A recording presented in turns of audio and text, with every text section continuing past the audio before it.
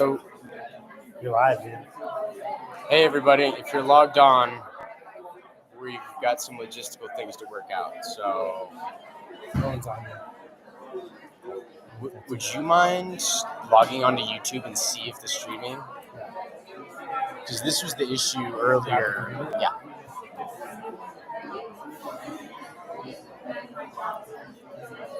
Like Renee didn't see it when she searched for that. It said it was waiting for me.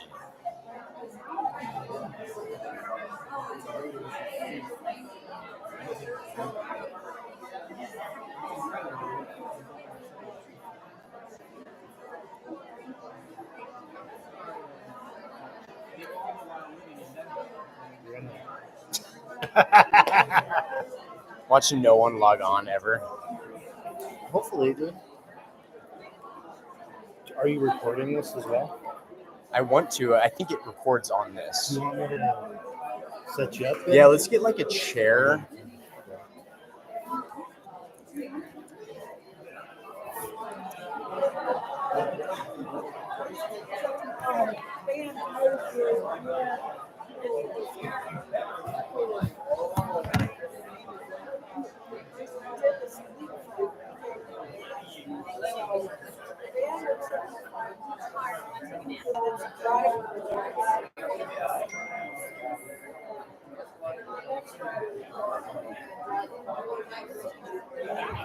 So you know that's the live stream. Okay. Yeah. Good to know.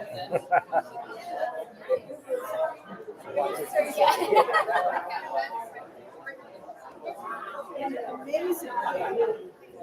Nobody was ever farther than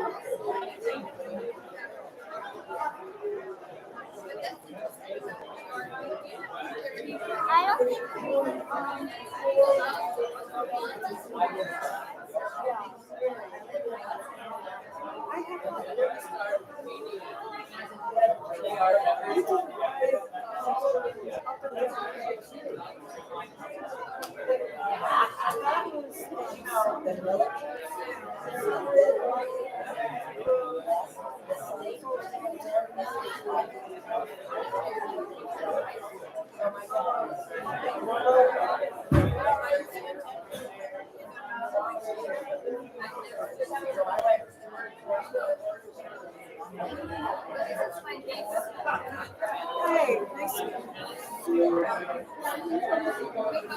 Subi, thank you. Say her name for me. Here. That's what it is. So how did you end up with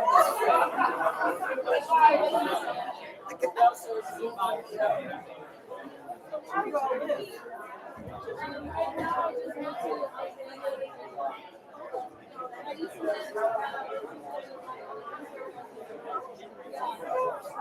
So we live in Lexington.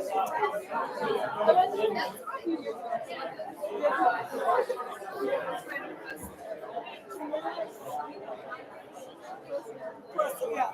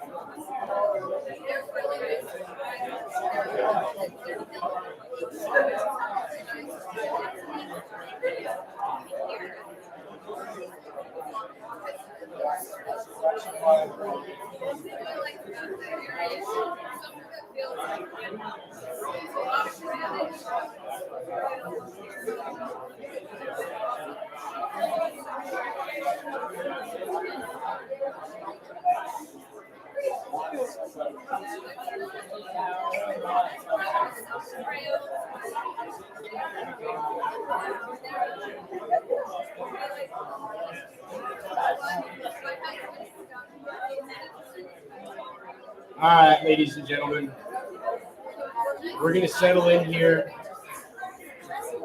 Nice to meet you.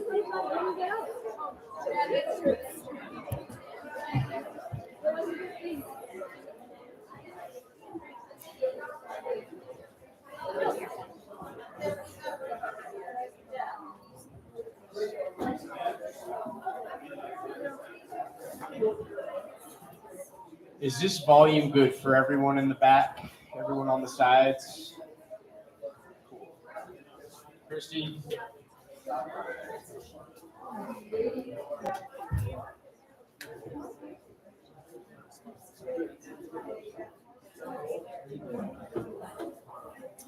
We were having some technical difficulties earlier, but the streaming is up. So if you know anyone who's not here, we did get it sorted out. They just have to search on YouTube Memorial for Beth Plowman and Peter Bonesteel, and it is streaming. And it will also be saved and available for later if someone's not available to do that. All right, I just want to start by saying thank you to everyone who came. It's a hot summer day. People have come from thousands of miles away to be here, and it means a lot. It took a lot of different hands to put this thing together. Family from both my mother and my father's side. This has taken a village for sure, and I'm just really happy that this come together like it did. Not everything here was planned out. It just kind of serendipitously came together, I think, very beautifully. So thank everyone. I thank everyone who was working on this. We're going to have several speakers here. So my dad passed away in 2019, and we had a little get together. It wasn't a very formal event, and I think it left some things unsaid, and that's why I've decided to let this be a memorial to him as well. COVID hit and kind of scrambled everyone's lives up, so this is going to be dedicated to both of them. We'll have speakers from my mother and father's family and personal lives.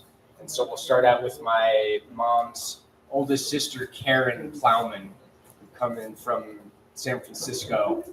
She'll start us off. And we can give her a loud round of applause, too.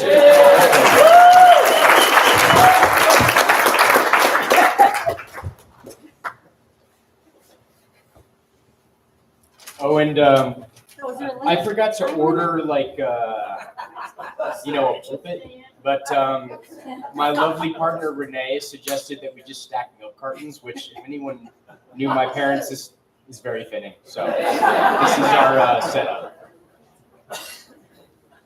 Oh my gosh. All right. Well, do the no fact of follow my own. Oh, yeah, okay. I am the matriarch of my little branch of the family. I am the matriarch of my little And after 30 years of teaching children under the age of 6, I am not brutally uninterested audiences do not faze me. So, with that, I am going to be talking about the early years of growing up in Lodi with my three sisters and I. So one of the first things as being the oldest in the family is that you are told to look out for your little sisters, be a good example, take care of them, watch them. So I was told this one story several times, and it's hard to believe, but anyway, apparently my parents were, I was about 3.5, maybe a little bit older, and Beth was about 3 months old, and okay. I have a kindergarten voice. Okay. All right. So I was about 3, Beth was 2 months, and our house had the bedrooms on one side, and then the living room, the kitchen, and the dining area was on the other side. And in the middle was this long area that we called gallery. And the house had been built with radiant heating, so all the floors were polished concrete. So my parents are having breakfast or lunch, I don't know what, and all of a sudden they look up, and here I come walking across this shiny concrete floor, carrying Beth in her receiving blanket, with the blanket dangling between my legs as I'm walking precariously across this hallway. And they were told me, they like just froze and didn't say anything and smiled and said very good. And I made it. Beth did not get dropped. So I don't know whether Beth knew that story, but that's where my responsibility began. I took my job seriously. So in the 50s, my dad was a physician it was a general practice physician. He was the second doctor in Lodi at the time. And we were building a new house, and I think my mother was sort of very up and coming, but anyway, we started all being dressed alike. There were 3 of us in the beginning. If you'll look at some of those pictures in that album, you'll see we all had the red pedal pushers. We all had Easter outfits that were all pink. My mother asked my dad to get us all corsages. We all had a corsage. We had hats. In the winter, we had muffs and white gloves. And there's one picture of us all in blue bathing suits, which is really kind of creepy. But anyway, it was the way things were done then. So we had several years of 3 all dressed alike. And by the time my youngest sister Barbara was born, I was 8 or 9, and as she was a toddler, she even got in the same outfits, but sort of. But finally, thank God, I outgrew some of those outfits, so I wasn't part of the 3, and that whole plan dissolved. But my cousin Ellen, who's here, was the recipient of not just one outfit, but many years of the same outfit. She remembers the white muff. But she was thrilled at first because she got all these fancy dresses in different colors sometimes. But I think after a while she got a little, oh my God, another dress or something. I don't know. So my Aunt Norma lived in San Francisco, and we would go to visit her quite a few times. And one of the things we loved to do was go to the beach in San Francisco. And if any of you have ever been to the beach in San Francisco, it is not like Cabo. It is freezing cold.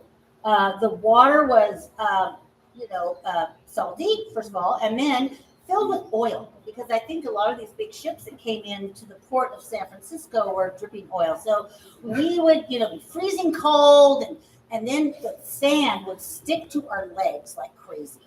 And so my parents would be brushing it off, and we'd be screaming, and because the sand was like stuck, and we would get to my aunt's house, and they'd hose us off, and it was horrible.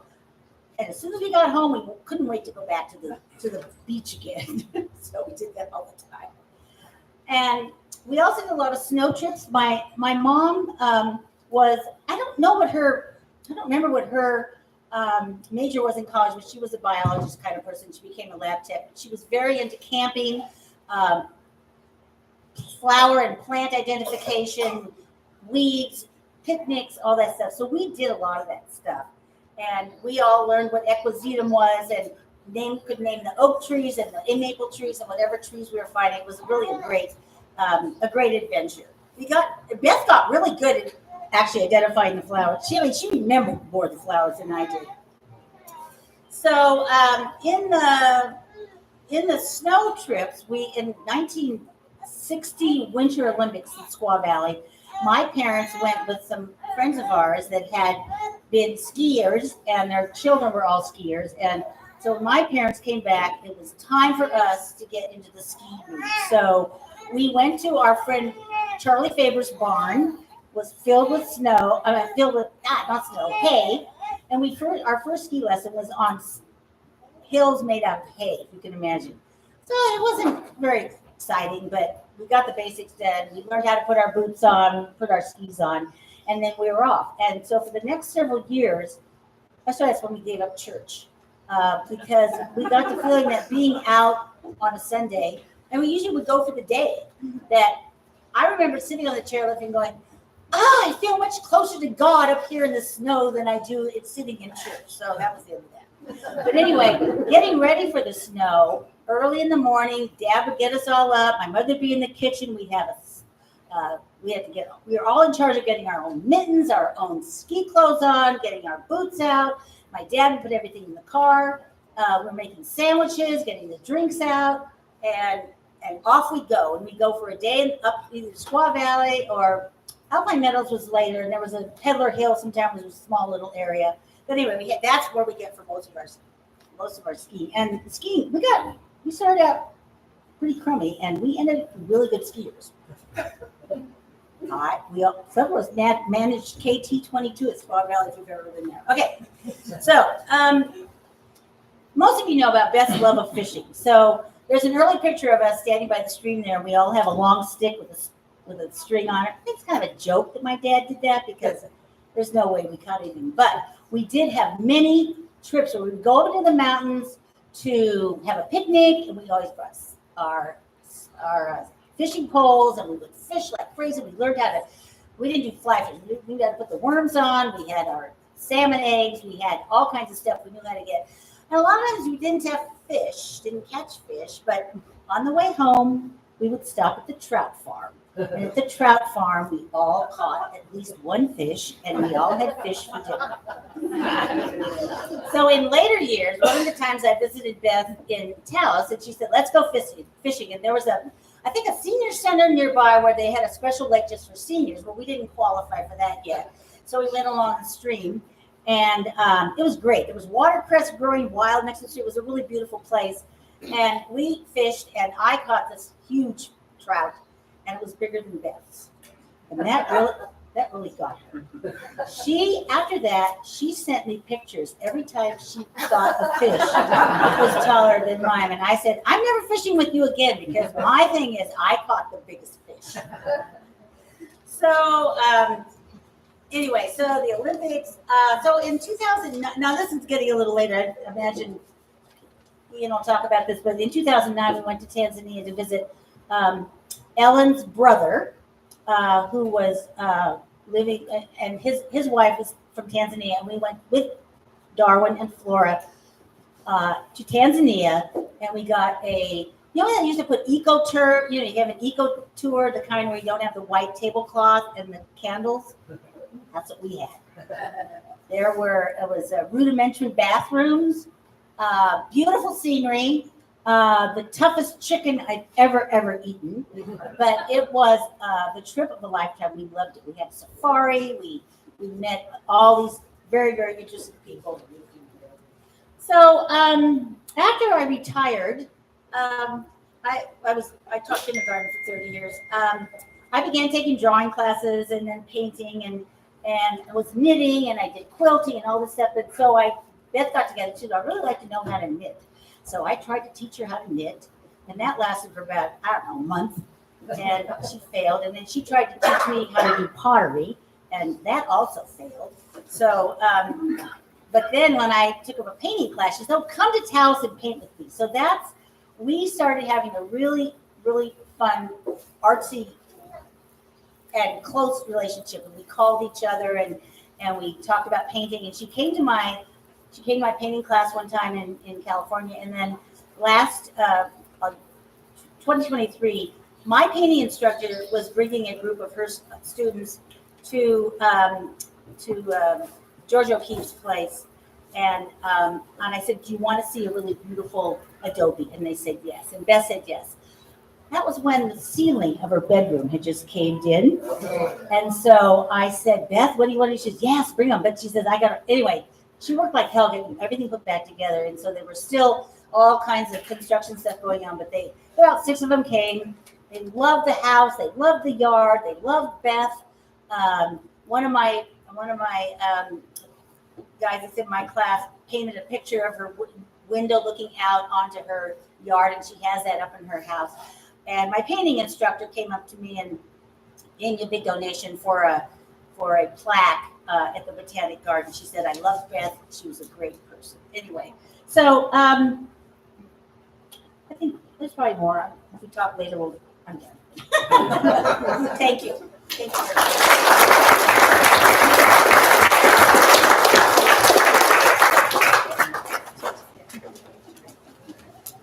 So next we'll have Jennifer Ledbetter come and speak. She's a physician at Denver General Hospital for many years and worked with my mom. And Denver Health was a big part of my mom's life. Her nursing career there was incredibly important to her and a lot of other people. Thanks, Ian. Thanks, guys. I hope everybody can hear me. So I started in Denver Health in 1993, a long time ago, and Beth had already been working there. I started in the I don't know, a lot of you know about it, but at Denver Health, there was the big emergency room and then what was called the pediatric urgent care clinic. And this was not open 24 hours a day. It was more things like sore throats, coughs, colds, that kind of things. But other things did sneak in. So we did have some trauma now and then and some other exciting things. When I first started, Beth was a staff nurse like me, and we worked in that capacity together for a couple of years. And it was always so fun to come in and see her on staff. She was very fun to work with, kind of like she always was, very energetic, running around,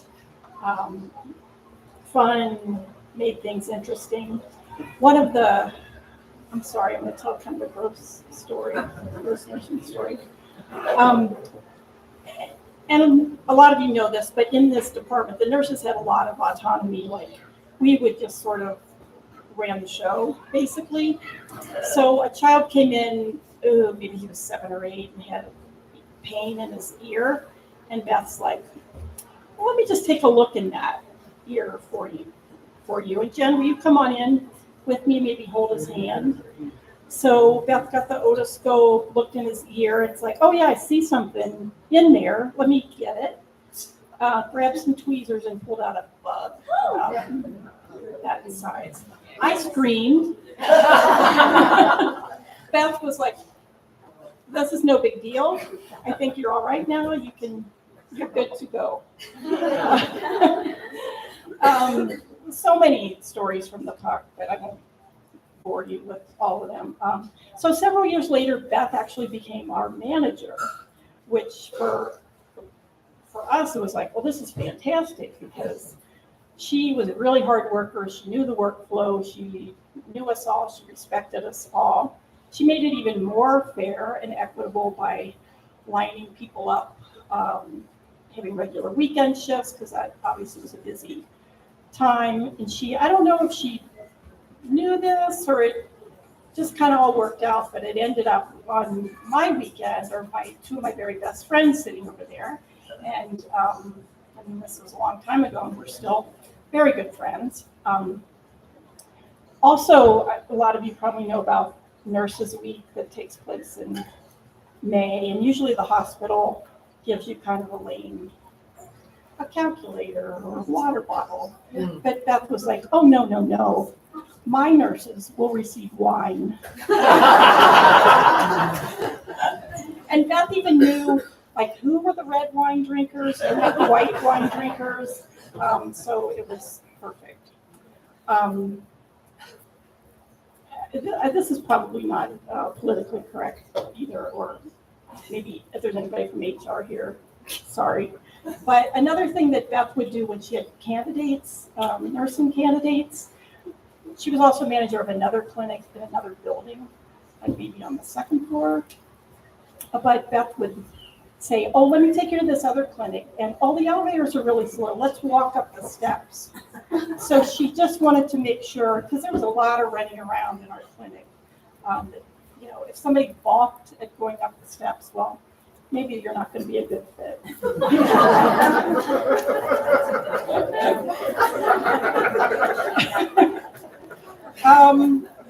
I left the puck a long time ago, maybe 25 years ago, so I don't know much about nursing with Beth after that, but we did become very good friends and travel buddies, and we've traveled, taking many international trips together, and that's how I choose to remember her sense of adventure, always up for anything. We would be, you know, there'd be four of us, and three of us would be like, where is Beth? And Beth would be back here talking to some local person about, Karen mentioned her love of plants, like, well, what is this plant? And, you know, tell me about this. She just always wanted to engage with people where they were. And that's what I remember about her. Thanks. I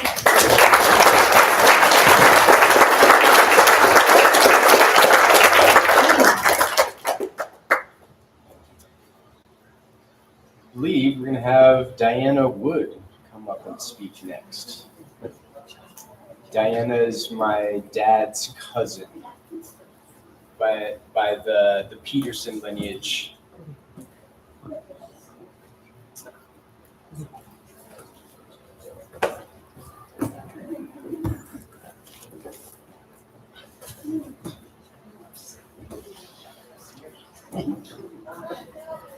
Well, I have a lot of notes here, and they could be organized into a talk. I'm not sure they are, but I'm going to try anyway. And I want to let you know that I was the younger cousin. Peter was older. He was lots older, especially when I was little. And I found that he was so amazing at what he could do, and of course what I couldn't do at the age of 4 or 5. And he was accomplished at the age of 7. And probably one of the things, the thing I remember and was most amazed by is when it snowed at my grandma's house. It must have been a late spring snow. And he took a very small coal shovel and built an igloo. Now, some kids might make a fort, and some might make a snowman, but of course he designed a house. And so it wasn't surprising that he would design a beautiful house in New Mexico, in Taos, with Beth. And I guess I have to say, of all the accomplishments and wonderful things that Peter achieved, the best thing he did was finding Beth. They were a great match. Beth, I remember one time Beth was riding her bike to work and noticed they were tearing up a sidewalk of these big stones, flagstones, but heavy. She called Peter, she said, they're tearing up the sidewalk. We've got to get those stones. And so he went and got the stones. So she was resourceful. He was resourceful. They accomplished many things. And one of their other resourcefulnesses was Beth's. She loved to pot, and she was a great potter. And she took off to go visit California to get something from her sister's house and hitched up a trailer because I think she planned to bring back some furniture. She thought she had plenty of gas because she always had plenty of gas before, but she hadn't always been dragging a trailer with her. She ran out of gas. And I know what I would do if that happened. I would cry. I would look around and see if there was somebody to help.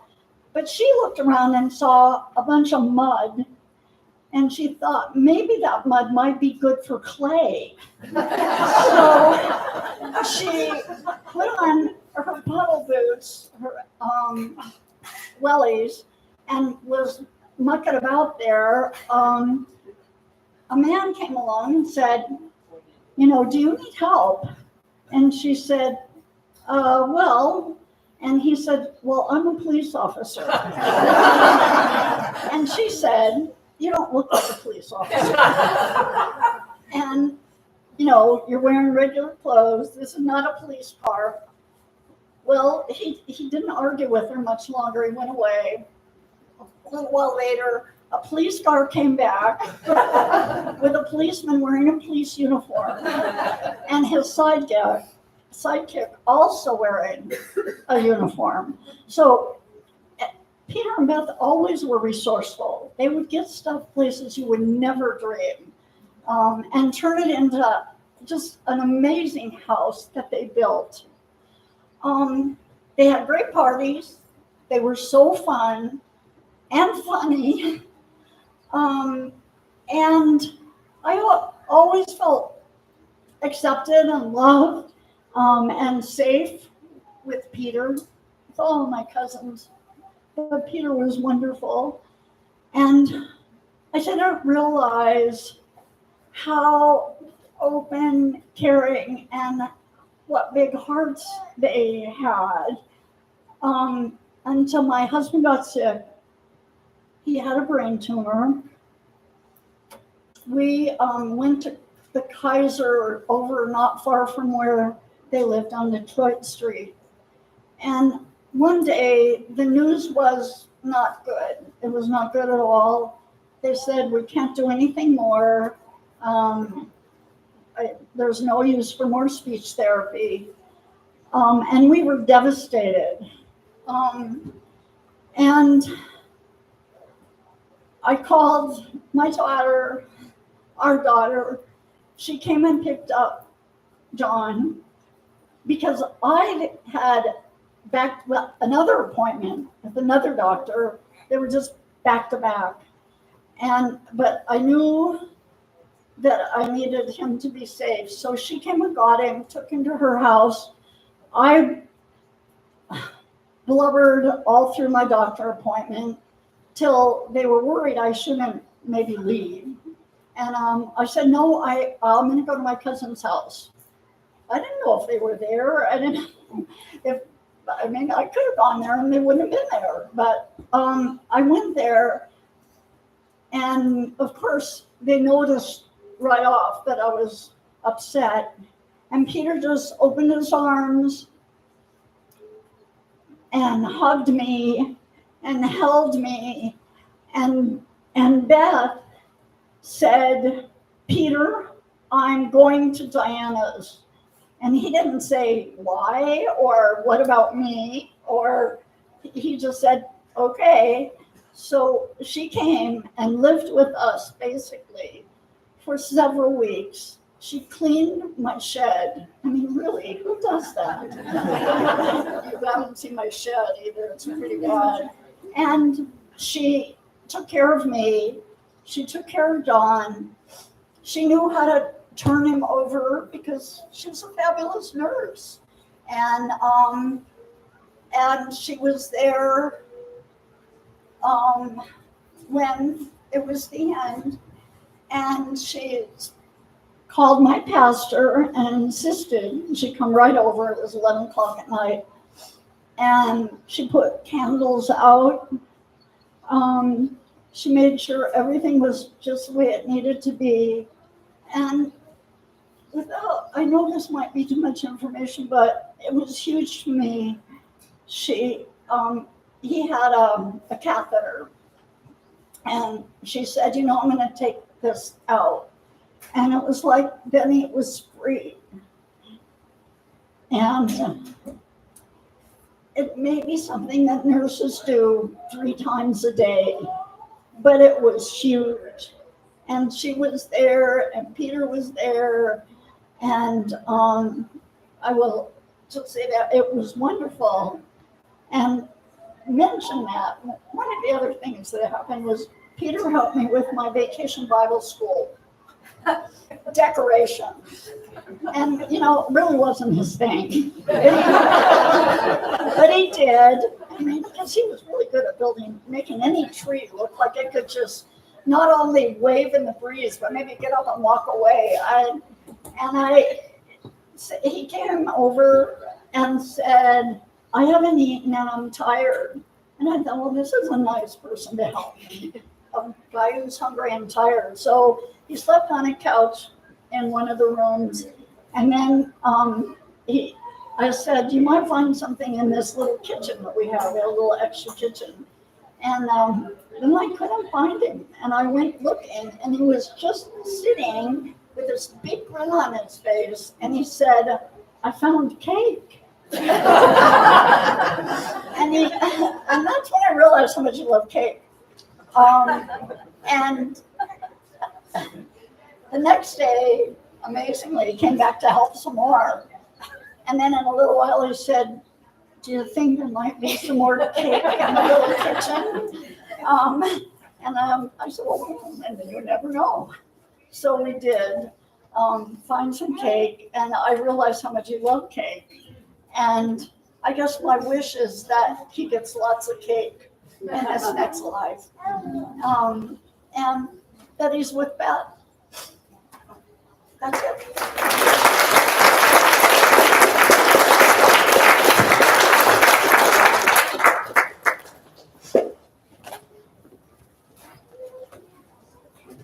All right. Next up, we're going to have Rebecca Robinson come up. She was a close friend of my dad's. Started seeing down in my brother's bar back in the 80s. That was a big part of both their social lives. She was the ringleader. Instigator. Yes. She also brought all the parasols here unsolicited. Decorations. Yeah, so I met Peter sometime in the 80s. What? You got to put that way up there. Hello. Okay. And it very well could have been at my brother's bar. I remember he had this shift. It was Saturday afternoon. And Saturday afternoon was really pretty dead because people had already partied the night before. And, so he told all of his friends about the Saturday, and created this thing called the Saturday Afternoon Club. And they would come in, and he would, of course, buy a few drinks. And got all his friends to come in, and then they would tip him well, and life was good. After he stopped working at my brother's bar, the Saturday Afternoon Club was already, well ensconced as a group. And unfortunately, I don't see many of the Saturday Afternoon Club here today, but there's still a few of them around. And they moved on and met at Cherry Cricket, Dawn's Club. By that point in time, it was any place where they could walk home from there. My brother's bar was way too far away. So,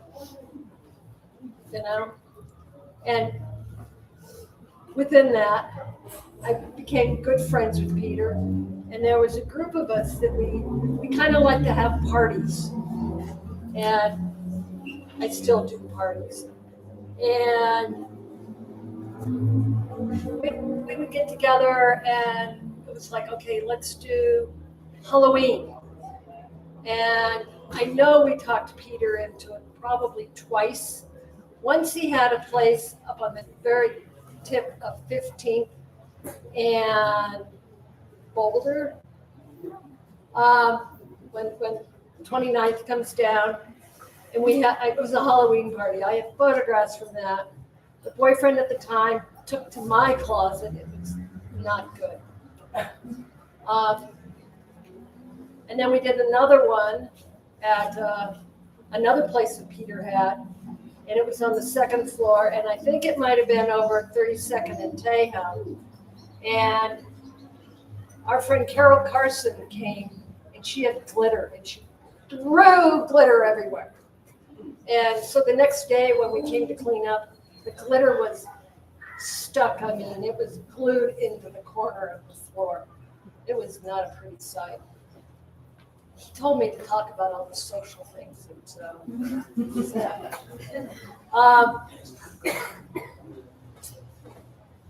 then as we get a little older and we're not having to have as many parties, I would occasionally get invited down to Taos for the 4th of July.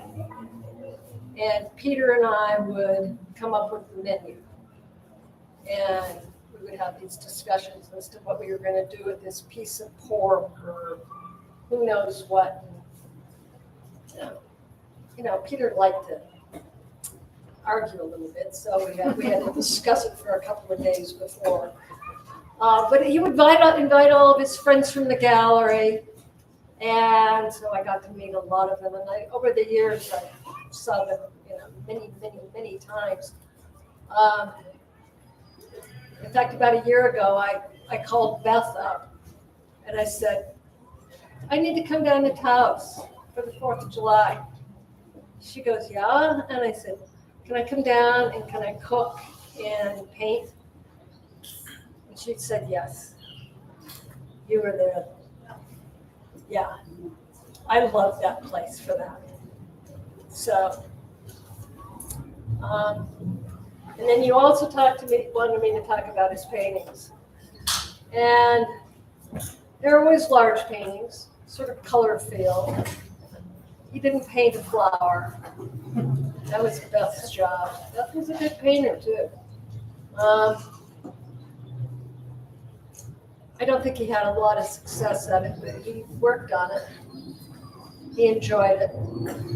And he had that skill of being able to. I know when he worked with Perry Mason, and he did all those sets. He could do a faux finish on a piece of wood or marble.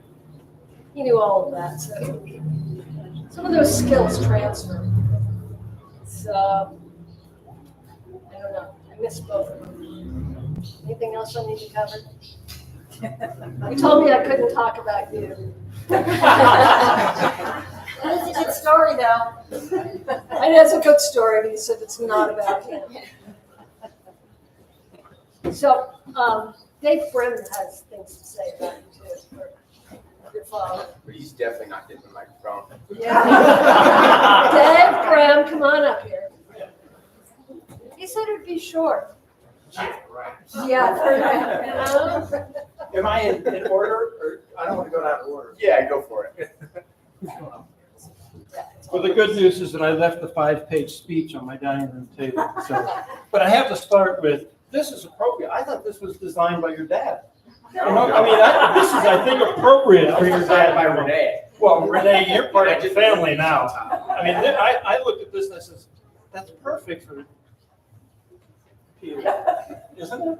Yeah. So I'll have a short comment. I've never met two stranger people in my life. And I'm just so proud to be able to share some of that their strangeness with me, because I'm a better person for that. And too many stories, really clips though, but I probably never thanked Beth enough to she opened her studio up in Taos to me. I think when I turned 60, it was 100 years ago, I think. Feels like it anyhow. And I started doing some clay and some weaving, and now I'm doing that again 15 years later.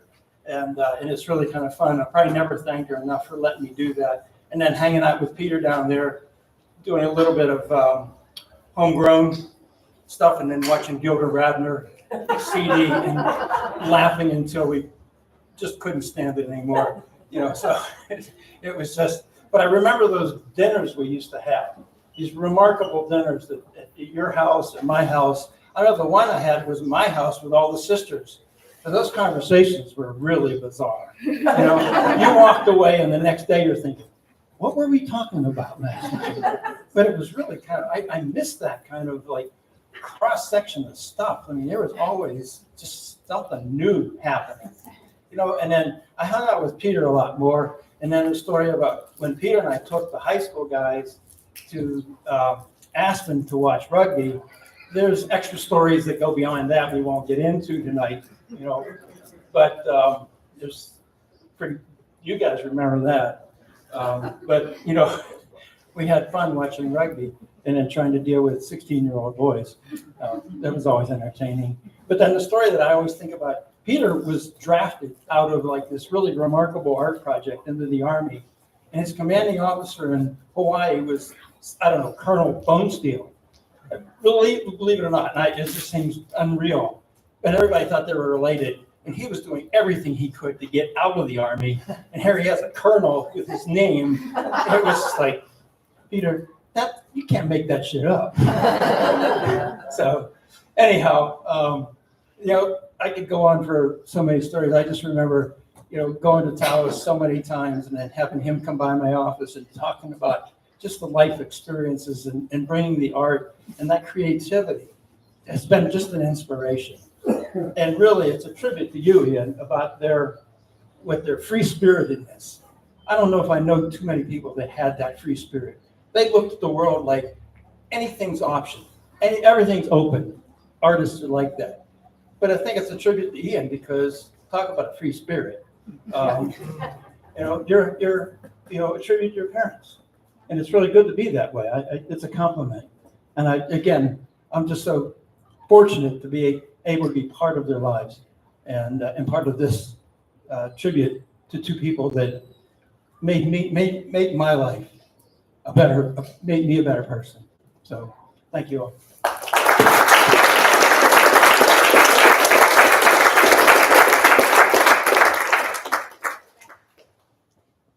We're going to have my lovely partner, Renee Staffold, Dr. Renee Staffold, say some things.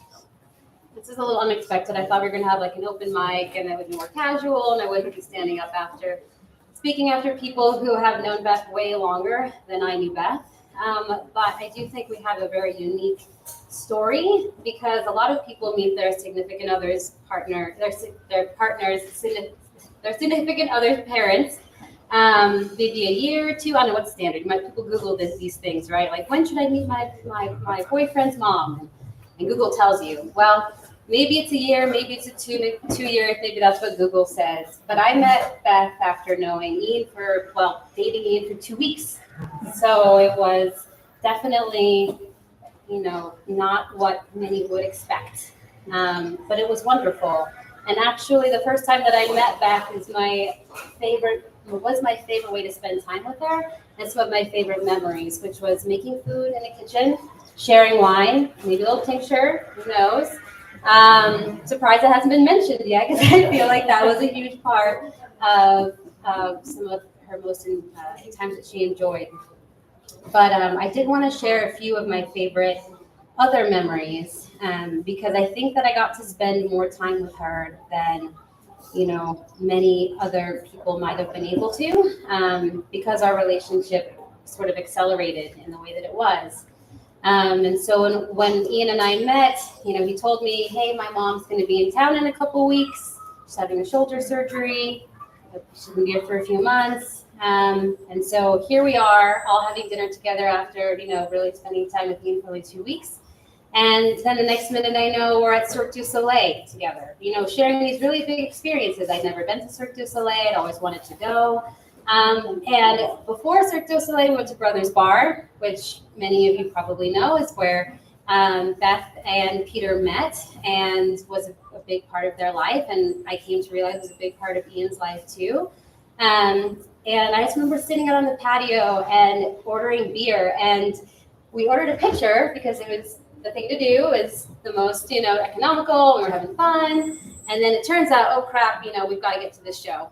What do? We open up our water bottles, which was actually Beth and I. That was what we were like, yeah, that's what we're going to do. We're going to put the beer in the water bottles and get to the show. And so that's what we did. And so then we had, our nice beer at Cirque du Soleil, and it was awesome. And that was one of just the many times that we just had the spontaneous fun. She was always up for anything. I was also fortunate enough to spend time with her internationally. We traveled to Japan last fall. And she, was a planner. Like, she had it out. She wanted to go to this onsen and do this and do that. And Ian and I are a little bit more spontaneous. I'm a bit more of a planner than Ian, but Beth had things she wanted to do. And I'm so glad that she did, because the things that we did that she recommended were some of the best parts of our whole trip. She had something in her about seeing these snow monkeys, these Japanese snow monkeys. She was like, I want to go, bathe in the hot springs with the snow monkeys. So unfortunately, that specific hot spring, which is famous for being able to, spend time with the monkeys and be there, was closed when we were there.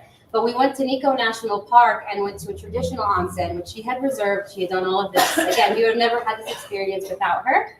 And we were, after the onsen, we were taking a bus. Everything is buses and trains, and it's a lot to travel around Japan, but it's wonderful.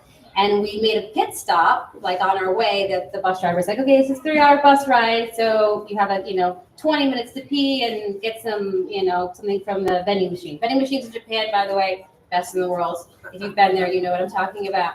But anyways, on that pit stop, we were crossing a bridge, and there were monkeys. There were just monkeys everywhere. And her face lit up. This is what she wanted, to see these monkeys. Maybe we were in a hot spring, but we got to see them in a way we never expected to. And we got close-up videos. I mean, they were like to that chair and me. I mean, that's how close these monkeys were. And it was just so wonderful to see her so happy, because that's what she really wanted, was to see these monkeys. And we didn't know that was going to happen, since this hot spring had been not open when we were there. And I think another memory I just wanted to share was when I first went down to Taos. If you've been there, you know how amazing that house is, but that's when you really see the amazing artistry of like Peter Bonesteel and Beth Plowman, and how they came together to create something that is so unique. It's priceless. It's beautiful. Every part of that house is their heart. It's things that they've salvaged. I mean, he's told me about the windows, everything is windows that they found and brought there. So resourceful, so amazing, such like mastery of craft. And it's a beautiful thing to see. And I just wish I could have gotten more time, because it would have been wonderful to know how to throw a pot on a wheel. I would have loved to have learned that. And I hope that someday maybe I can still do that. But it was just a pleasure to know her, and it was too soon. And if I keep talking, I'll cry, so.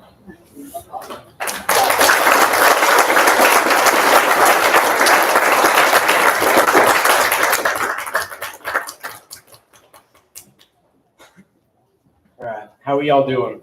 Good. Please feel free to use the bathroom and get drinks. I know it's just kind of like been a while, so I'll try not to keep us too much longer. I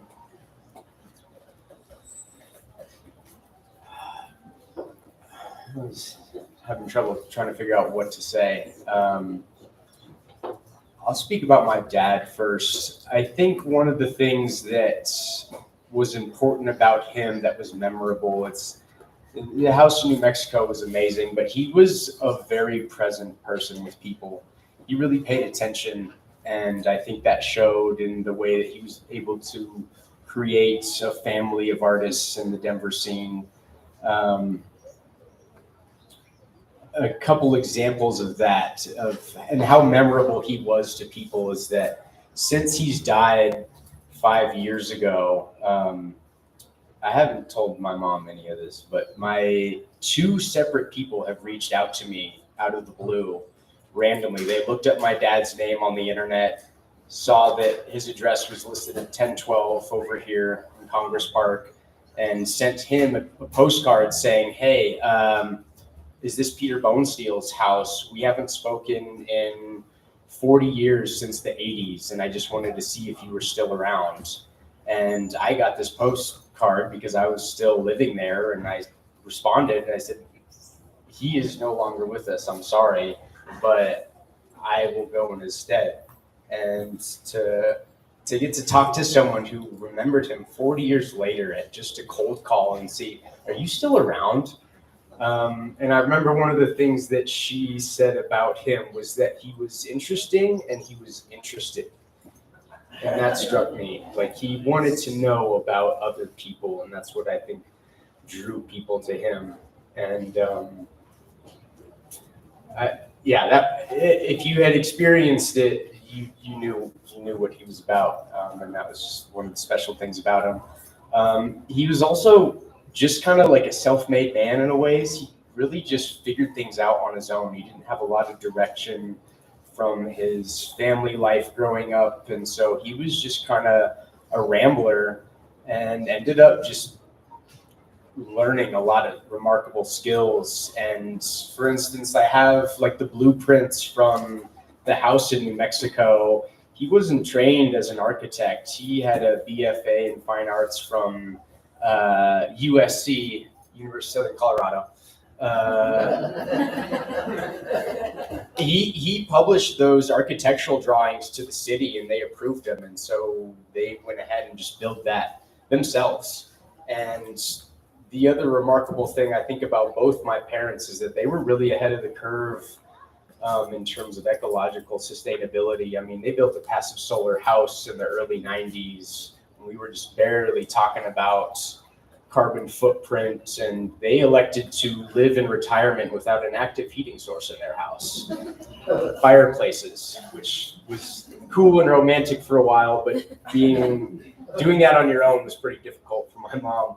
But again, they salvaged all the windows from old Gein's scrapyard, all the windows, all the doors, and he planned the entire building to accommodate these things that they had salvaged. And these are somehow like new practices in building, is like reusing building materials. Like, people who think they're ahead of the curve, they're like reusing construction site materials. It's like they were doing that 30 years ago. And so I always really admire them for that. And I think also with my mom's gardening, she thought a lot about like the context of where things were. She researched what plants were supposed to be where we are, right? Like, she didn't want to plant grass. She wanted to plant something that was going to live there and sustain itself on the environment that it lived in, not just what, we could pull out of a hat and what might have looked good in England or something. It was like what's supposed to be here, and that ecological context was a big part of her life. And I admire her for that. It's like I feel like they were just really ahead of the curve in terms of building and planting.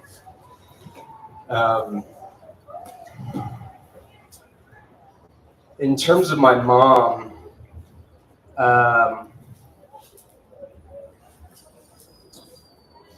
it's going to be a little grim for a little bit here, but I think it's important to talk about.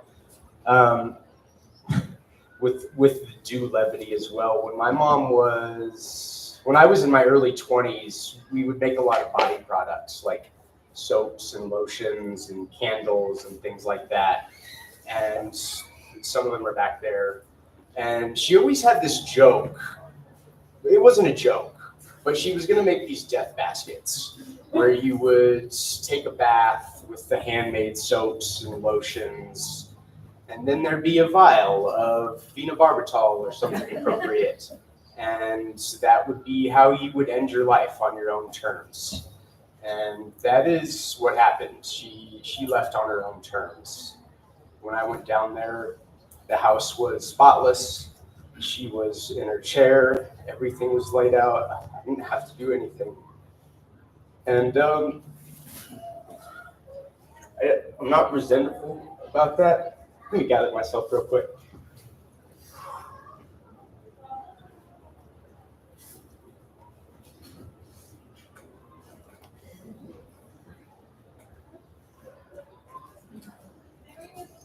I'm not resentful for this in any way. She prepared me for this.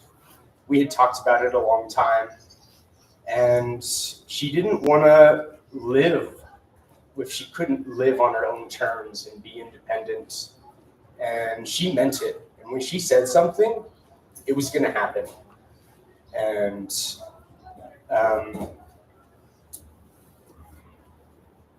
that's, I think, an important thing for us to talk about and acknowledge today. It was for her. It's a very difficult thing to talk about, death in general. I think there's a lot of rapport about this today in different states and legal entities. But she chose to end her life, and she did it on her own terms, like a warrior. And anyone who knew her knew that she was a warrior. And I admire her for that. I'm not resentful, and I think I would hope that everyone would appreciate the way that she wanted to live her life, as I know we all do in many different respects, but also how she decided to end her life.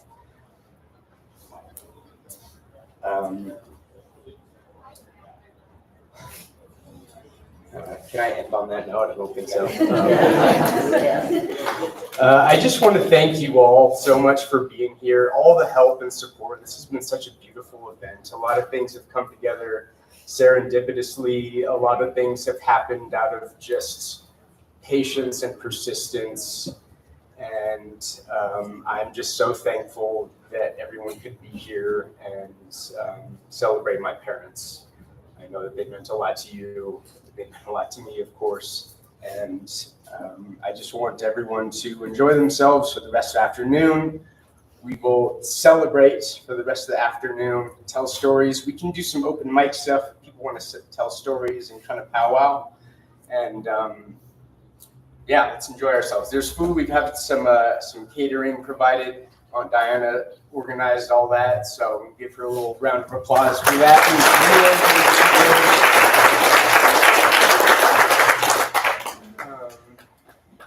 Yeah, Eileen, thank you so much. Rebecca, Karen, my cousins, my aunts and uncles, my friends, everyone's been here rallying to make this happen, and I take 5% credit for this thing coming together. So I just really appreciate everyone, and I just want everyone to have a really good time this afternoon. And I'm thinking we're probably going to do an after party in my brother's bar after this. So touch base with me if anyone's into that. Okay. All right. Oh, and let's do a cheers for the folks. Yeah. Let's do a hip hip hooray! Hip hip hooray! Hip hip hooray! Hip hip hooray!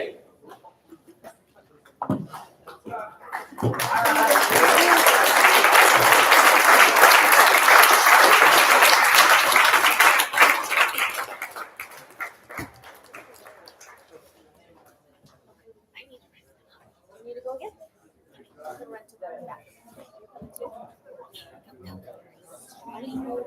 I bet you it's gonna be a